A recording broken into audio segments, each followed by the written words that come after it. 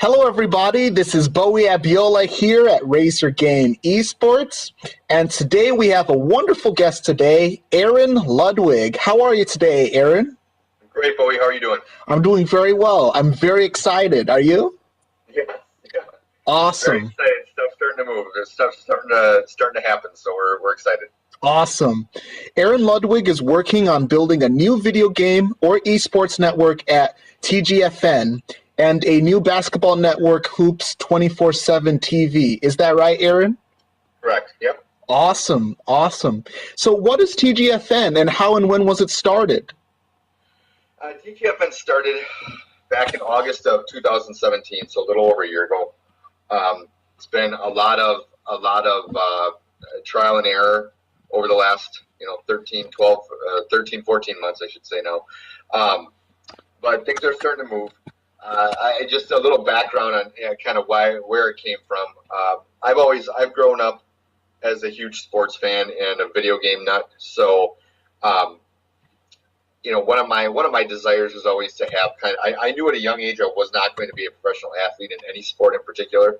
So I was like, let's focus on something I can get into in sports, and that was to do like play-by-play and sportscasting.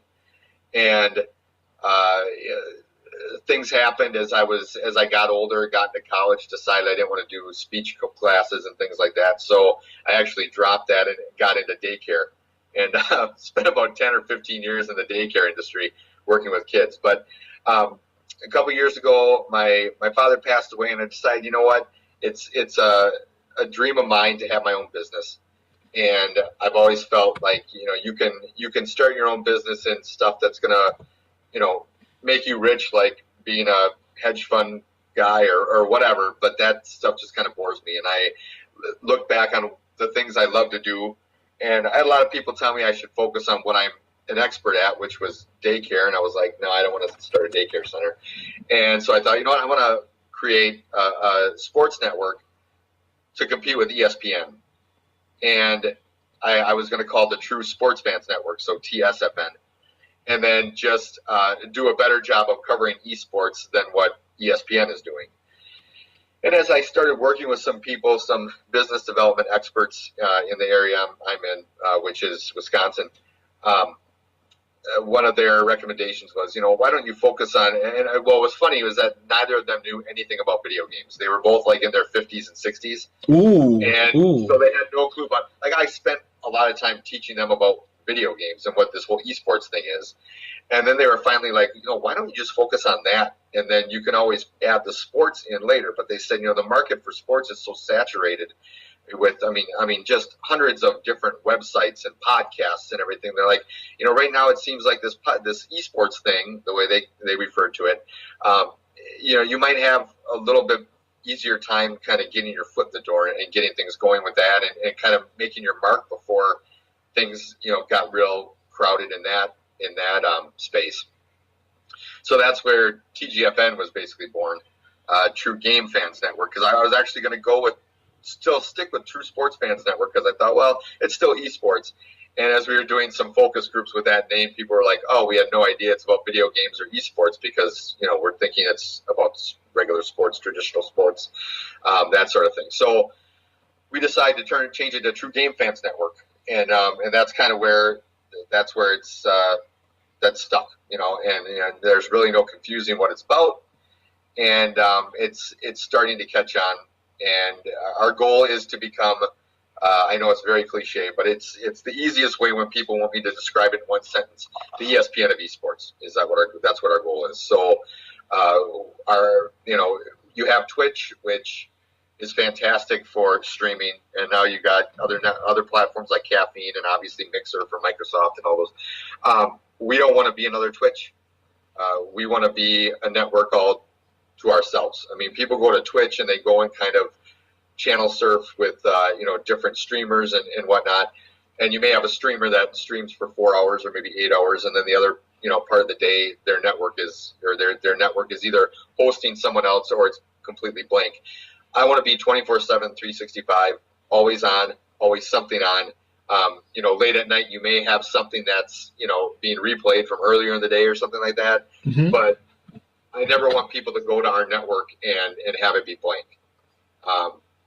So our goal is to have a healthy combination of live sports and highlight shows, documentaries about video games and esports and things like that, and so that's the other important thing too, because there's a lot of there are options out there, but they either seem to focus on live events or like Jinx TV, for example, over in the UK. I mean, they pretty much just do strictly shows and maybe podcasts and things like that, which is great, and I want to have those too. But I want to have kind of the perfect combination of both. Mm-hmm. So that's what our goal is. Awesome. And so, have you collaborated with the various esports communities throughout the world? And if you have collaborated with the different esports communities, could you tell us about it? Right now, we're working on those partnerships. Oh, okay. In fact, we just, we about a week or two ago finalized a partnership with Raise Your Game Esports.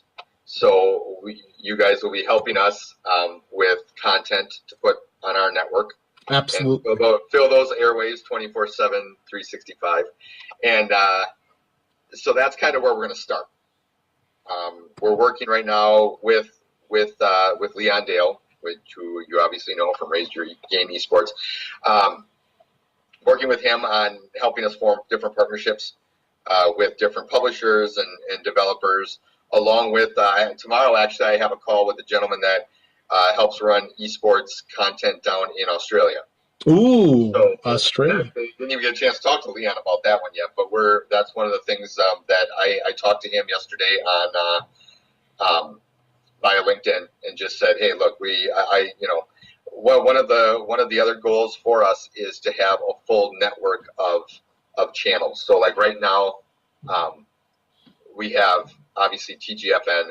We have TGFN Retro, which is actually focuses obviously on more retro games and things like that. We do a lot of Tecmo Super Bowl stuff. I don't know how old you are, but Tecmo Super Bowl with the Nintendo is a game I grew up on. And NBA Jam, those kind of games are the types of games that we want to feature on that. Pretty much anything from like I want to say Nintendo 64 and before that, something like that. Maybe the Sega Dreamcast and before that. Mm-hmm. We don't really have a definite date range for those things, but anything considered retro will be on that. But then even to be able to have like TGFN Australia, TGFN Asia, TGFN Europe, anything like that, because the goal is to get so much content like a Netflix that you won't even have time to watch everything. But you'll know that you don't want to go anywhere else. Mm-hmm. So that's kind of the goal.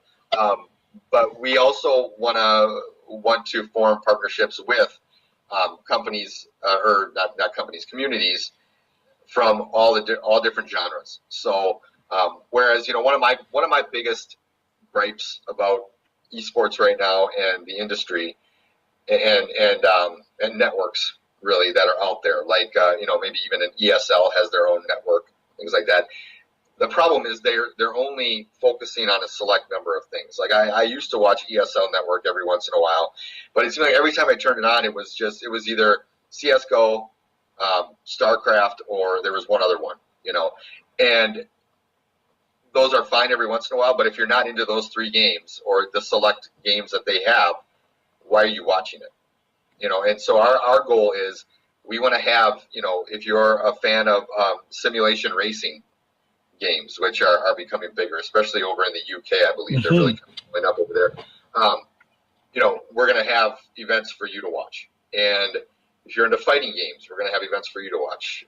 Battle Royale, just on and on and on. There's so many different genres and different game types that, you could easily fill 24 hours of content live and never even run out of stuff to show. Awesome. Or have to resort to, reruns and things like that. So. Yeah, and which games would you support? Can you give us some examples of the games that you would support at TGFN? Oh yeah, I mean, I grew up loving sports games. So for me, it's, Madden and NBA 2K are two of my personal favorite games. I mean, right now I'm playing NBA 2K anytime I have a chance, which isn't a lot, but that's the one I'm playing right now. But NBA 2K, Madden, FIFA, obviously Fortnite, PUBG. I know Clash of Clans, I think, is really starting to grow more and more in the mobile space. Arena of Valor is another one that we're keeping an eye on. Call of Duty, obviously, the new one is coming out here pretty quick. I mean, I know we have had talks in the past number of months with Bandai Namco about doing possibly some Pac-Man stuff, even for our retro channel and things like that. So again, these are all just preliminary talks right now, but those are things that any game that people might be interested in watching and following is something that we'd be interested in doing. I've actually been in preliminary talks just the last couple of days with Hasbro about doing some Yahtzee stuff. Ooh, Yahtzee! So, whoa! It's just anything is on the table right now. If people want to watch it or want to participate in it, because that's the other thing. It's not just about having content on there to watch. It's also about providing events that people are going to want to, lay down some, $10 or $20 to enter a tournament and play for $200,000 or $500,000 or whatever. So, though any game, I know Street Fighter is obviously a big one around. Dragon Ball Fighters is yes, and Super Smash Brothers. Yep, Super Smash Brothers. Nice. Yeah. So, any of those games are on the table, and we have a couple that are a couple indie games that are coming out. One in particular, I'm not going to mention what one it is, but we've been talking already to their developers. It's in a beta form. They're still working on the actual, kind of what Epic is doing right now, where they're working on their spectator mode, and kind of ironing out all the kinks with that. This particular game is very similar to a Battleship kind of game. And they're focused on really making the game, the top-notch game that they can. And in the meantime, they're also going to add some spectator modes and other esports features to it. So we're pretty excited about that game. We'll have more about that, as the next couple months roll on. It's very exciting. I look forward to seeing this. It's the suspense is just amazing. Yeah, it's so suspenseful. And have you or TGFN encountered any challenges or setbacks within your vision and your goal? And if so, could you tell us? And have you overcome these challenges? Yes, and yes. Yeah, I mean we're overcoming them right now. I think the partnership with Raise Your Game is going to be huge. Leon has already been helping out a great deal. Our biggest thing, to be completely honest with you, is that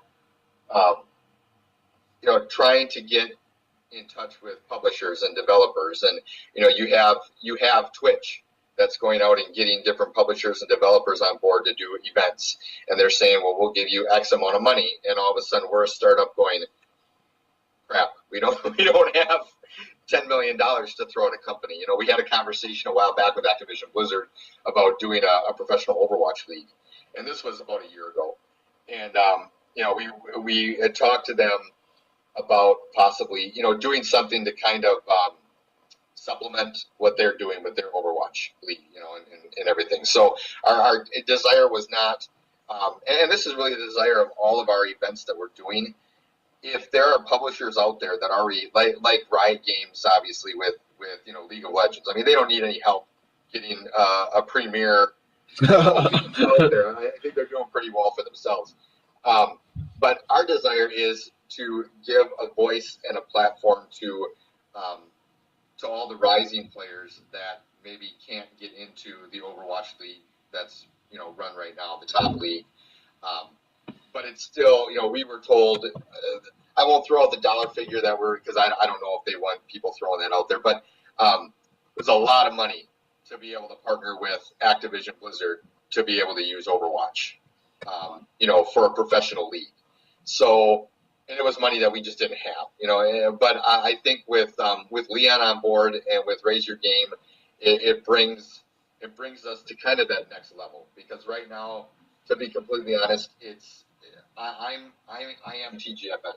You know, it's not like I have a team of 20 people and a bunch of veterans in the esports or video game space that can back me up. It's me. So if I can't get a hold of somebody, we're kind of, I mean, that's our biggest obstacle. We're in a position where, okay, if I don't know how to get a hold of them, we're not getting a hold of them. And then I happen to, a good friend of mine named Wade Stark, who runs Pride Star Gaming, he was the one that introduced me to Leon and just said, hey, you might want to, get a hold of this guy and, check. And Leon and I, scheduled like a 15-minute call on Skype one day, and it turned into like an hour-long meeting. And then it was like, okay, boom, we are the official broadcast partner for Raise Your Game, and Raise Your Game is the official content partner, or one of the content partners for TGFN. So, I mean, that doesn't mean that I want to make it clear too that if people are watching this and they say, well, I have some content I'd like to get out there, let us know, Oh yeah, definitely let us know. Like, absolutely. Because the Raise Your Game isn't giving, us like 2,000 hours of content yet. I mean, we'll get to that point. Yes. I'm confident. But if that's why I'm talking, like I said, to this gentleman from Australia tomorrow, who, helps do events and leagues and things like that in Australia, have a conversation with him to maybe see if we could start getting some stuff, because, I don't quite know. I'm still learning the different time zones. I mean, I'm in the central time zone in, Chicago, so I mean, we're I think like an hour behind you. I think. Yeah, I'm EST, Eastern Standard Time, and I'm in New York State, Buffalo, New York. But I know Leon is 6 hours ahead. Yeah. Australia, I think, is like a whole day ahead. Yes, like Australia. I'm still learning all that stuff. Yeah. What's cool about that is being a global network, and we have another partner here, actually in Wisconsin, a company called Onsite Studios. And one of the cool things about them is that they enable, our partnership with them enables us to create top of the line production studios at a moment's notice anywhere in the world. At a moment's notice? At a moment's notice. Whoa. I mean, within reason. I mean, obviously, if they need to get to the other, if they need to get to India, that might, it might take a little bit, but their ability, I mean, basically looking at the room that you're in right now, and I can't see the entire size. The room I'm in right now is probably about 100 square feet, something like that, maybe 150 square feet in diameter. They could put full studio in this room.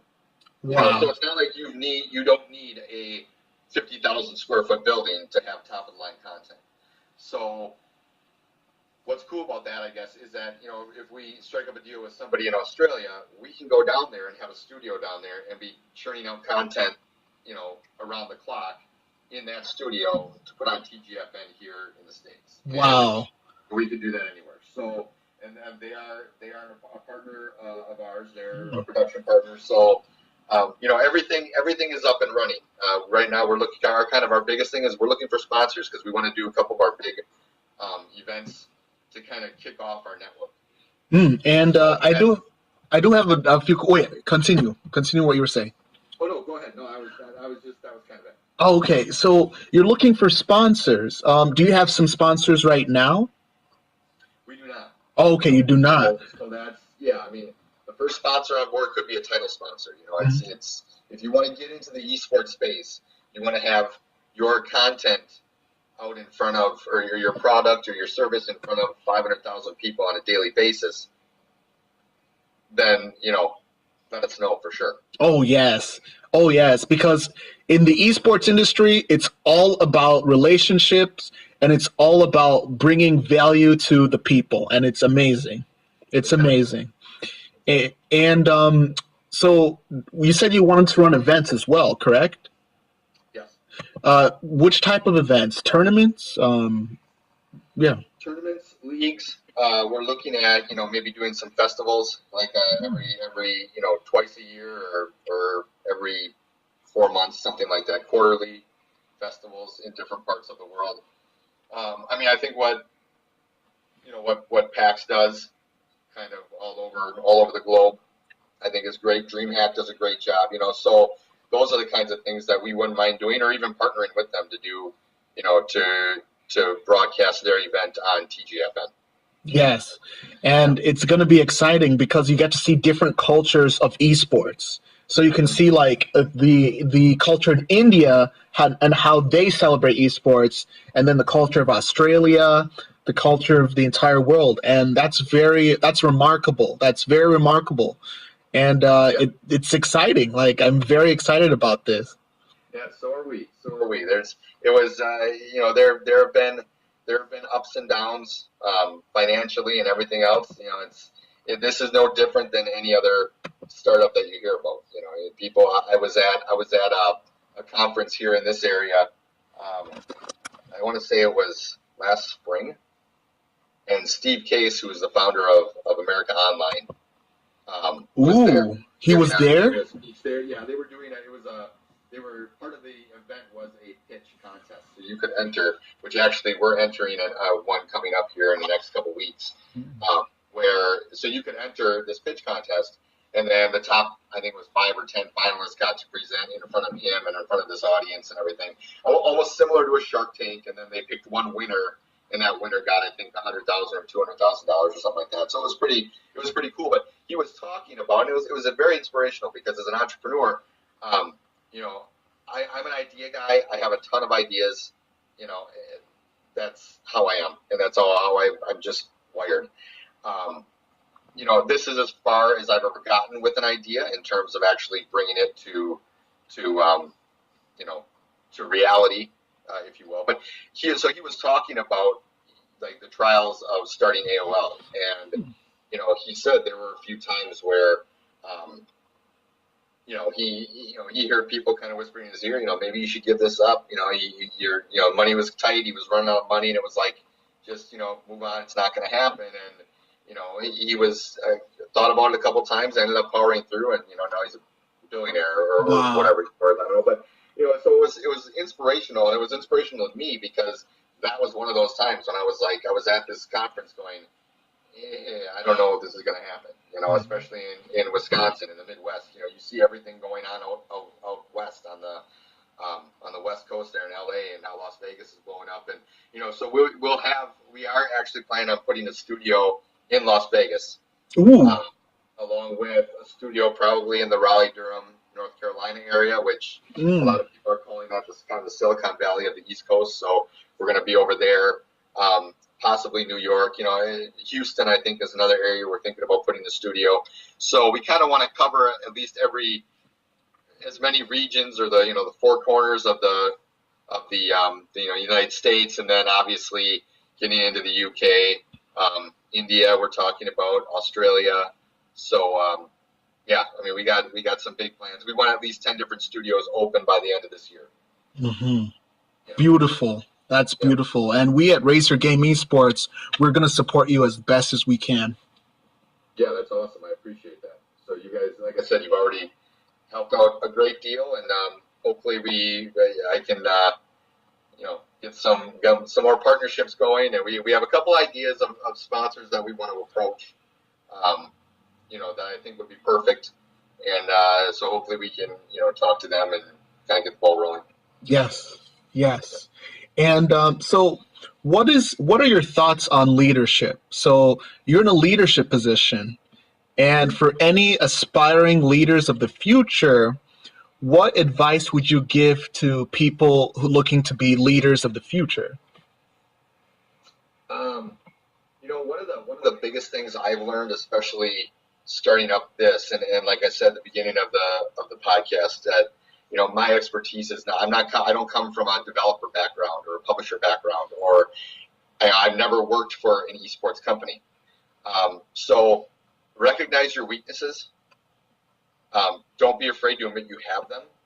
I know a lot of people that think they don't have any weaknesses, including a few people that are pretty prominent in this country, and you look at them and you go, I have some weaknesses. Lay off Twitter. Okay, just get off Twitter. Let someone else handle your social media. But anyway, so that's one of the big things. You need to recognize your weaknesses and just be like, you know what, I need to find other people that that can help me fill in those gaps. Because even looking for funding right now, you go up to people and they're interested in your idea, and as they learn about esports, they're excited about it, and they think, oh my gosh, it'd be awesome to get to. And then they go, who do you have behind you? And you go, oh, it's just me. And they go, okay, you're a daycare teacher. Well, yeah, I mean, but I'm a gamer at heart. And they're like, yeah, you need someone else, So getting a company like Raise Your Game, like Leon, like you guys, behind me, and getting on-site studios, getting them to support us is huge, because that takes off some of the pressure in terms of production costs and production capabilities with on-site, and just running esports events and content and everything else with Raise Your Game.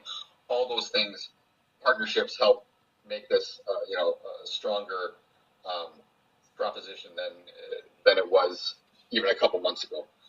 We're also working with a company we're going to be working with emasters.gg, which is a new online game platform. Oh yes, I podcasted with the creator, like with one of their representatives. Yeah. A few months ago. His name was Jackie's. Yes. Yes, I podcasted with him. You can.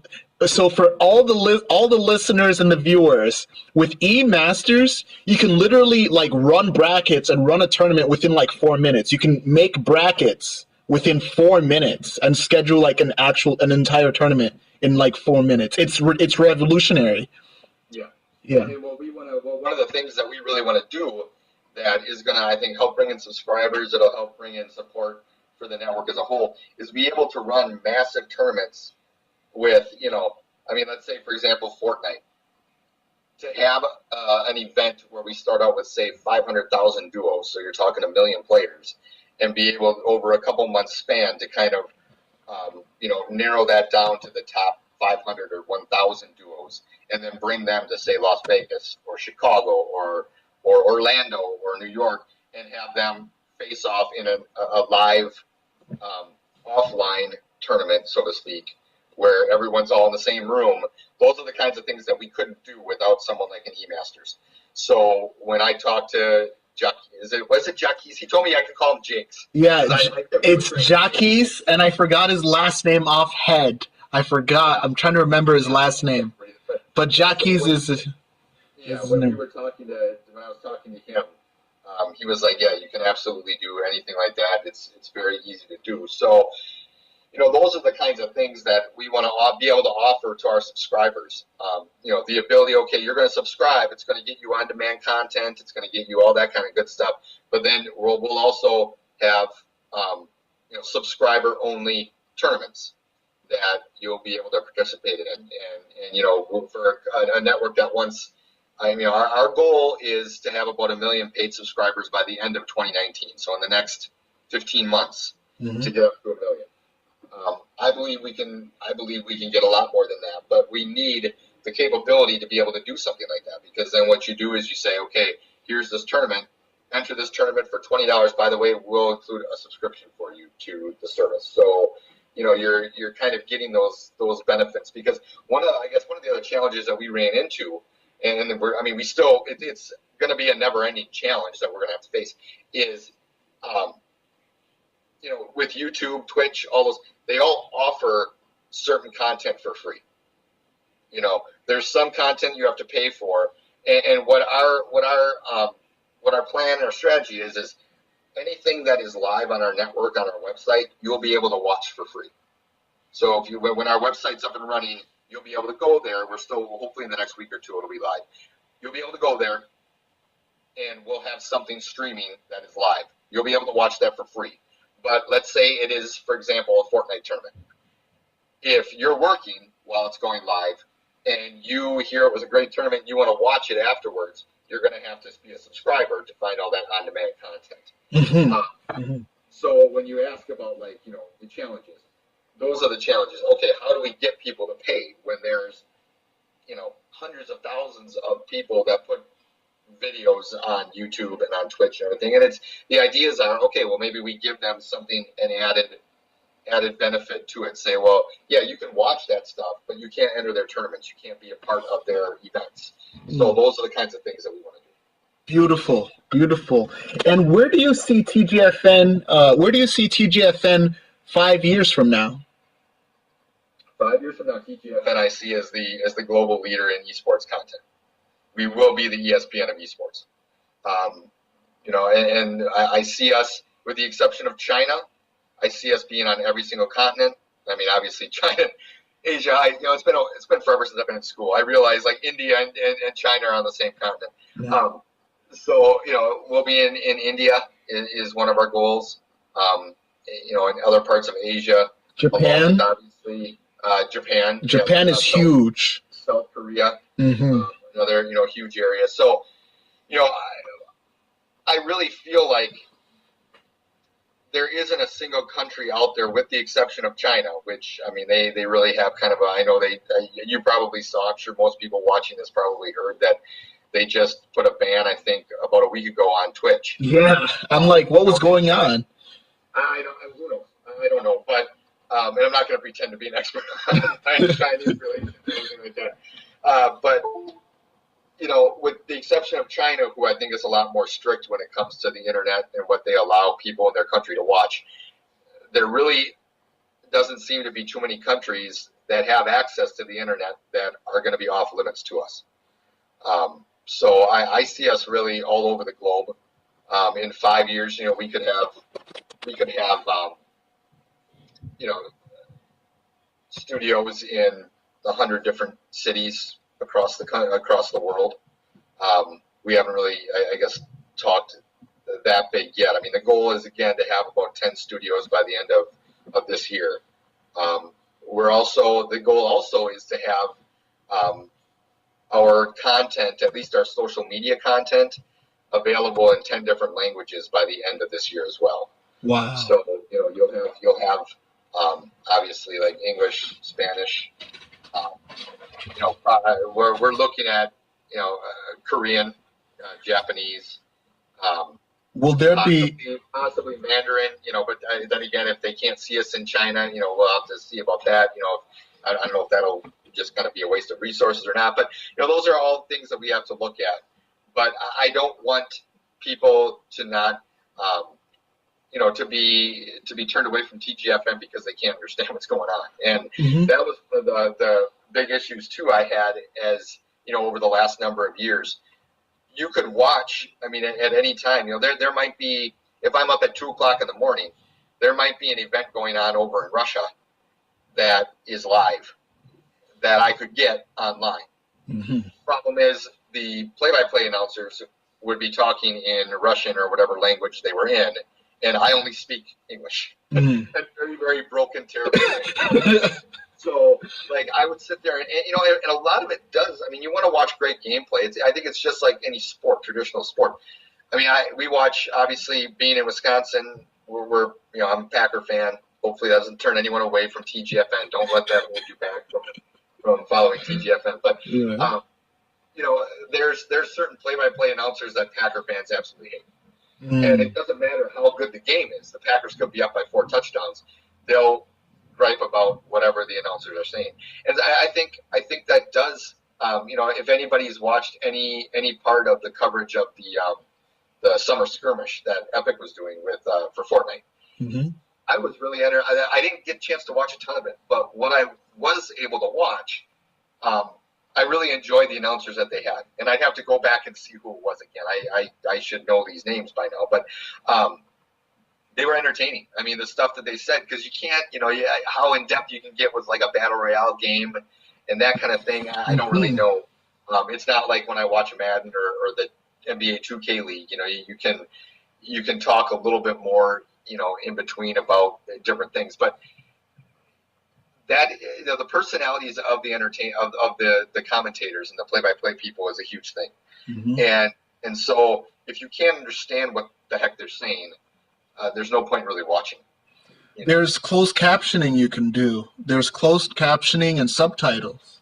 Sure. Yeah. And we are looking into that. But ultimately, if we have the financial resources to do it, we want to have the live, because then if you're reading stuff on the screen, you might be missing part of the gameplay, and that's part of it. Oh, okay. Okay. My dad, it was funny because when he was alive, he was deaf in one ear, and so he would actually mute the TV during like Packer games or any sports event, and he would have the closed caption on. And after a while, he gets used to it. He's fine. For someone like me who's trying to watch and trying to follow the game, and all of a sudden, like, the ball's going through the air, and all of a sudden the closed captioning goes across the screen right where the ball is, and you're like, what the, it's distracting.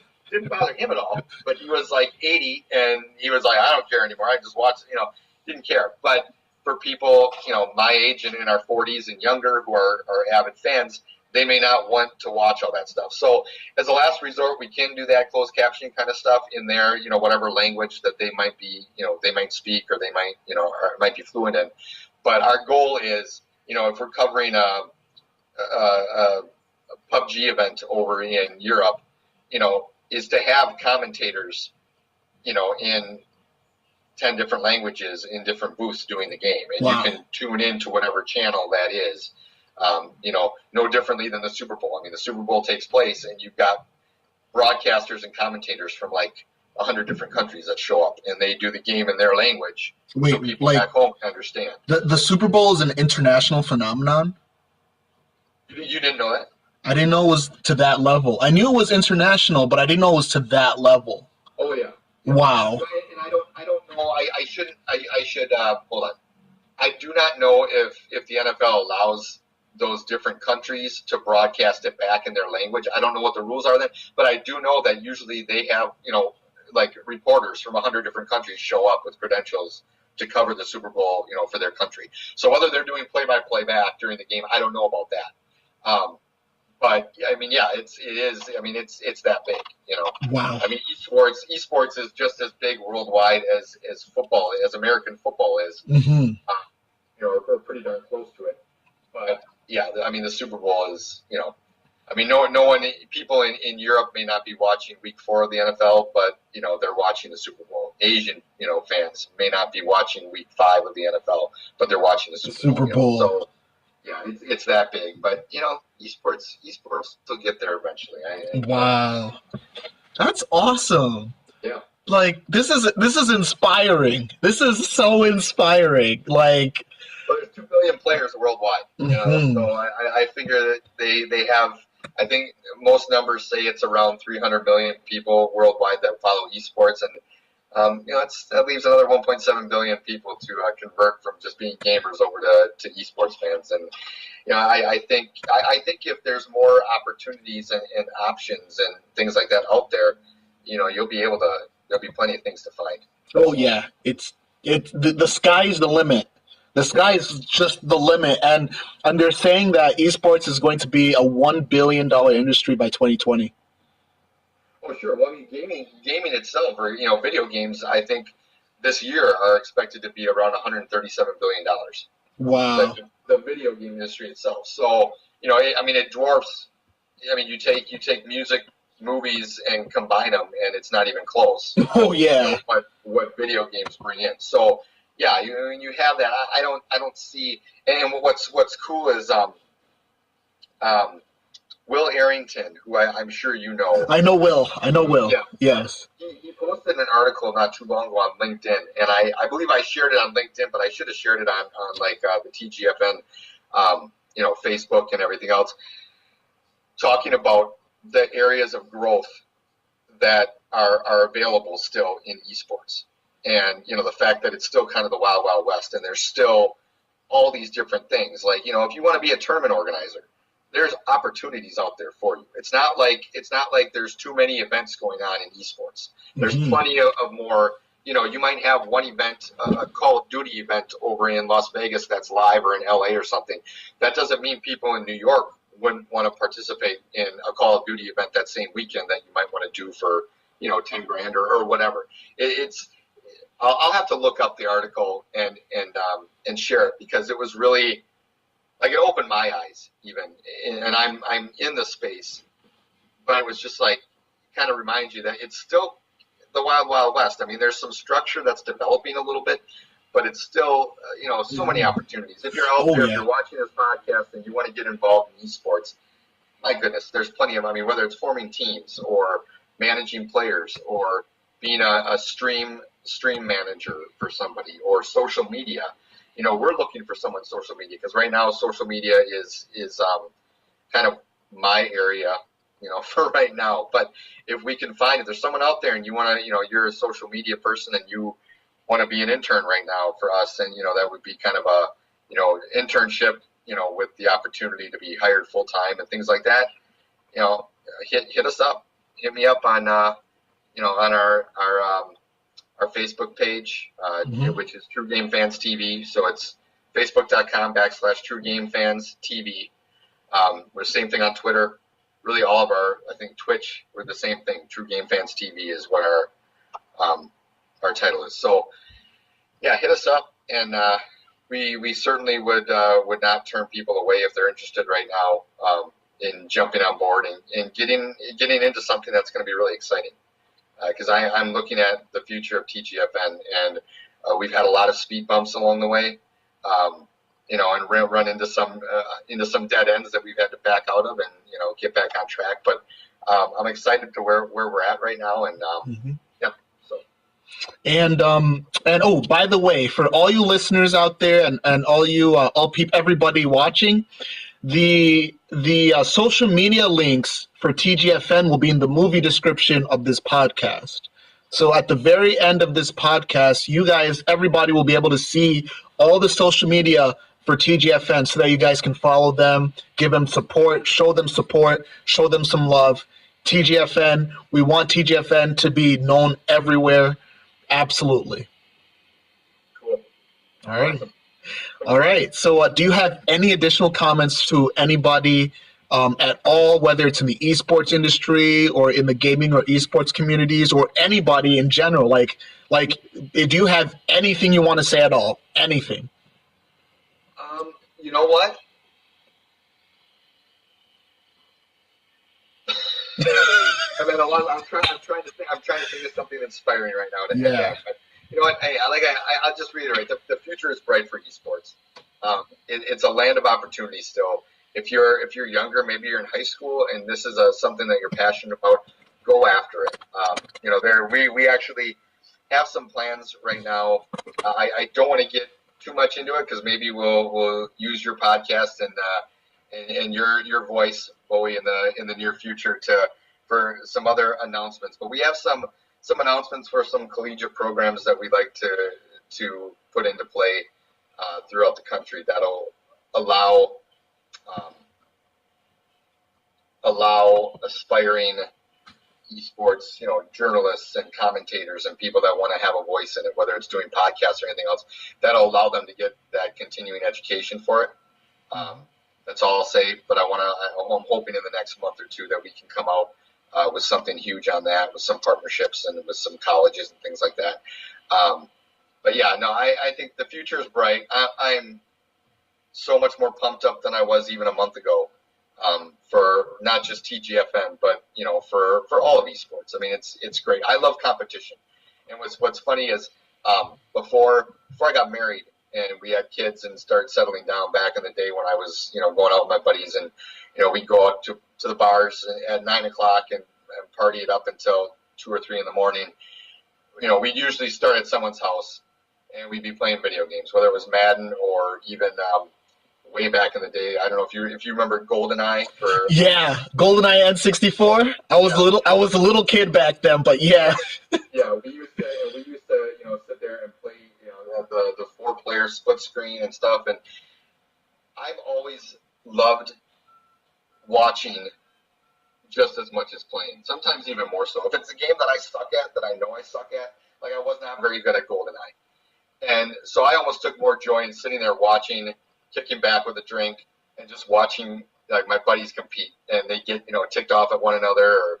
Or we had one guy who had like almost every map memorized, and so he would find a grenade launcher in GoldenEye until we finally banned him from having it. But he'd find the grenade launcher, he'd hide in a certain spot, and you would be going along, have no idea where he was, and all of a sudden a grenade would land right at your feet.